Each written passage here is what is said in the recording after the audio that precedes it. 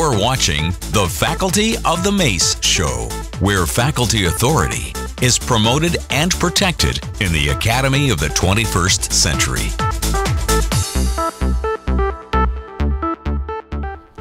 Welcome to this special YouTube edition of the Faculty of the Mace show. I'm looking forward to the upcoming Whitehouse Summit on community colleges. I just got an email from Gwendolyn Bradley. She's Communications Director for the AAUP, and the subject line of that is, where are the teachers? I also saw an article in a recent edition of the Chronicle of Higher Education by Jennifer Gonzalez, and the headline of that article is, Adjunct faculty members feel left out of Whitehouse's Community College Summit. I'd like to join my colleagues in calling for full participation of faculty in future events like this. And this question of faculty participation has a much broader impact on our affairs. If you look at the last 3 Senate Help Committee hearings that were held on higher education, and let's just look through those titles. On June 24th, we had Emerging Risk, an overview of federal investment in higher education. On August 4th, we had for-profit schools, the student recruitment experience. And on September 20th, we had the federal investment in higher education, are students succeeding? And if you watch the video transcripts of those meetings that I had, you'll notice one thing. Where were the faculty members?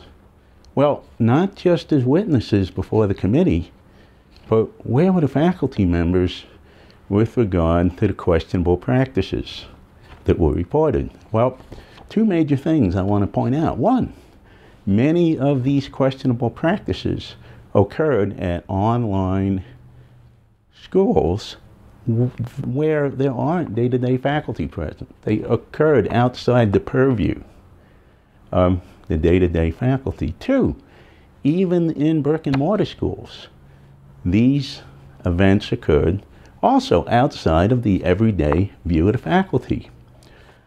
Ladies and gentlemen, I can guarantee you that if fully informed faculty with full local disclosure and transparency and appropriate faculty authority existed, these abuses would come to a screeching halt.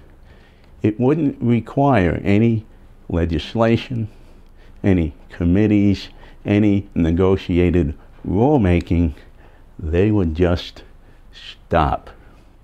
So if faculty representation can be this effective in an adversarial position, as we saw at these hearings, just think how effective it could be in a cooperative environment, as we expect to see at the Whitehouse Summit.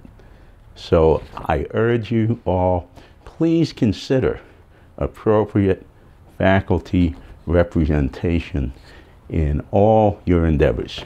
I believe that such representation is and will be ameliorative to the problems that the Academy faces and will face in the 21st century.